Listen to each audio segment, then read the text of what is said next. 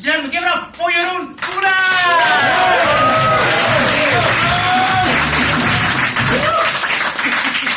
Hello, hey guys. Shall I start? Yeah. Okay, just between you and me, it feels like I always have to show initiative first. So, just some feedback. Really love you guys with that. So, yeah, that's also very good to get an introduction about depression. Let's make this fun. Right? Now, I always say to myself, every time you don't kill yourself, every day you don't kill yourself, brings your day closer to your death.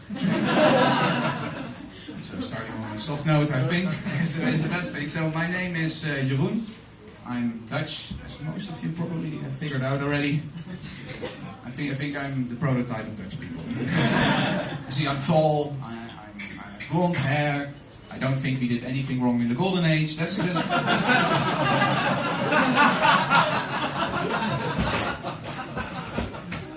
And I got one of the most Dutch names you can find, Jeroen.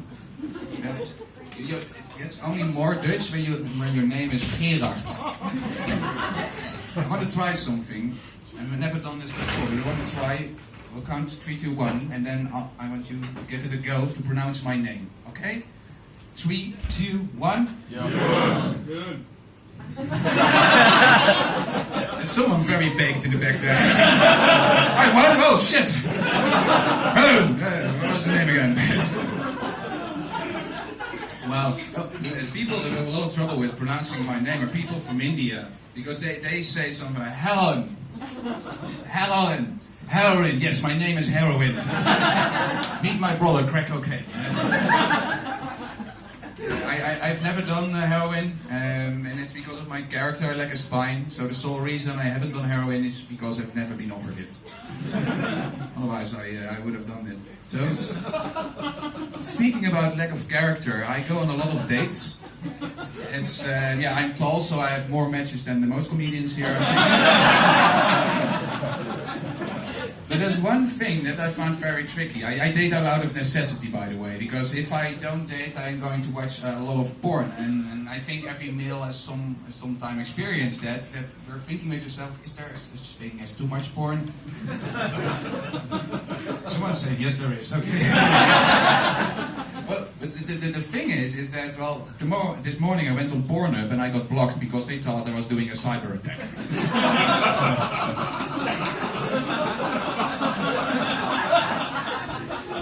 I think that's too much. So I go on dates out of necessity. And I have this date, of course I met her on Tinder, but I don't go to bars. And I looked at her, and she was more beautiful than the picture. And it's always great when that happens, right? And we went to have some beers, we chit-chatted, we connected over topics that we had in common. It's all great, right? And then in the end, you walk outside the bar, and then the madness ensues. Because you're standing there and you think, well, I like this girl, but I don't really know, does she like me back?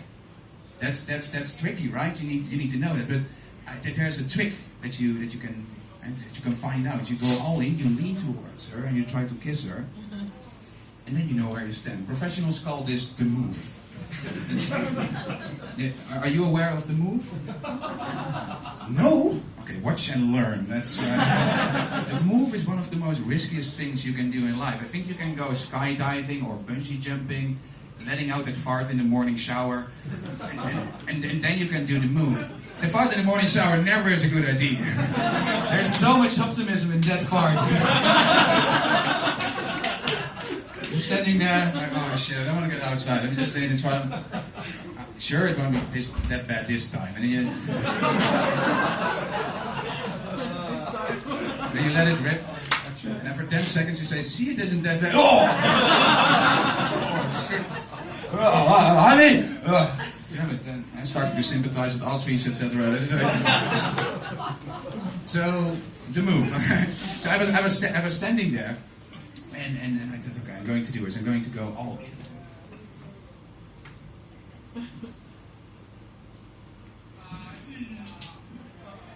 I realized she was standing a bit further away than I was. But halfway I realized she had a completely different plan. She wrapped her arms around me and very loudly shouted, "Sibling hug!" I I wasn't being friend-zoned, I was being brother-zoned. And we don't have sex with our siblings here in the Netherlands. And she was not from Alabama, so... At that point, one of those Pakistanis with a Polaroid camera came by and he asked, "Would you like to take a family picture?"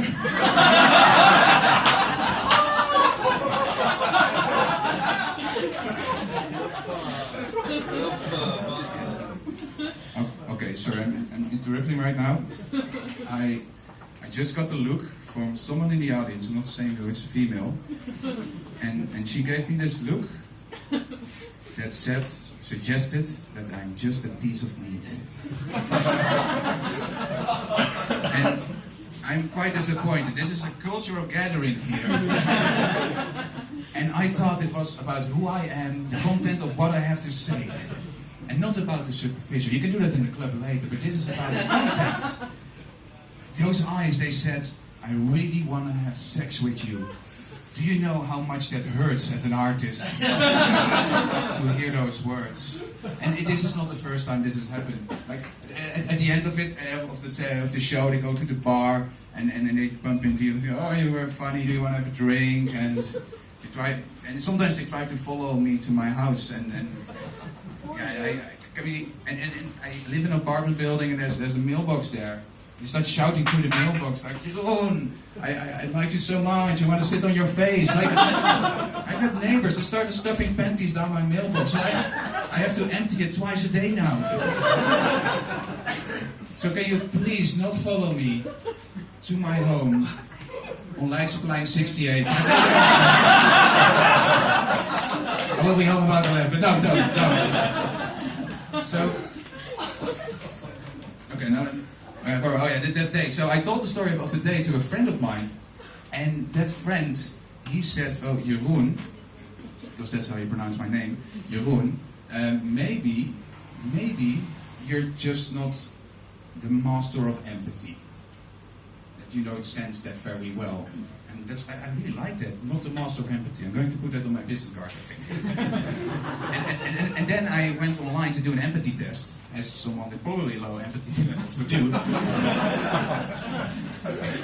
And those tests are really hard. I got fucked at the first question: prove you're not a robot.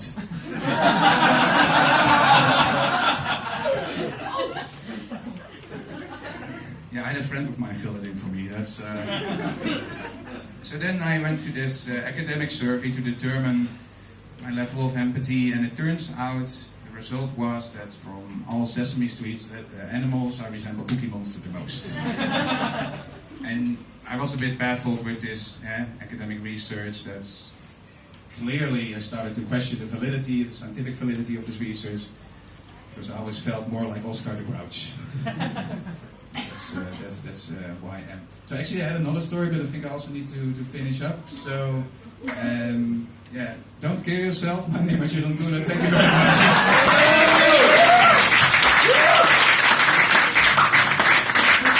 Jeroen Coelen!